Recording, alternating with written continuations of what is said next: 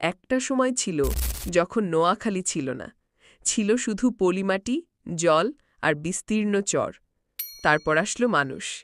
এই ভিডিওতে আমরা দেখব কিভাবে পলিমাটির ওপর গড়ে উঠল একটি সভ্যতা, গড়ে উঠল নোয়াখালী।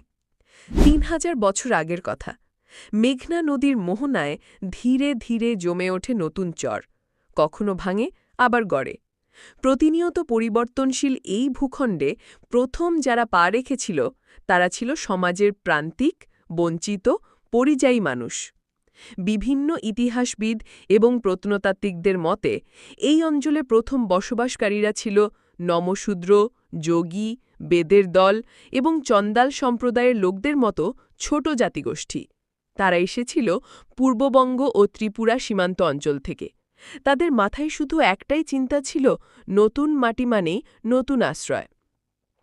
তারা খুবই নিম্নশ্রেণীর প্রান্তিক মানুষ হওয়ায় নতুন চরাঞ্চলে ঝুঁকি নিয়ে বসবাস শুরু করে।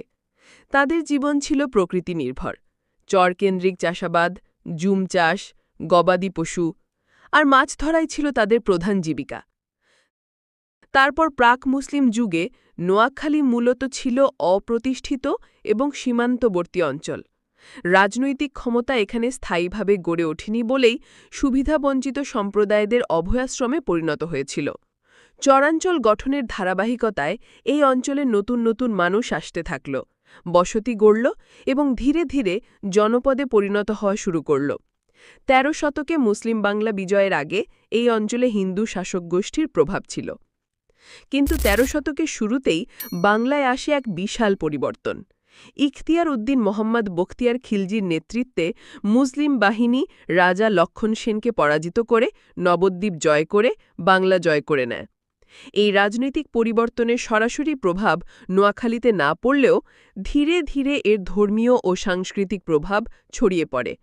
সুফি দরবেশ, পীর মাশায়েখ, মুসলিম বণিক ও ধর্মপ্রচারকরা পূর্ববঙ্গের প্রত্যন্ত অঞ্চলের মতো নোয়াখালীতেও আশ্রয় নিতে শুরু করেন।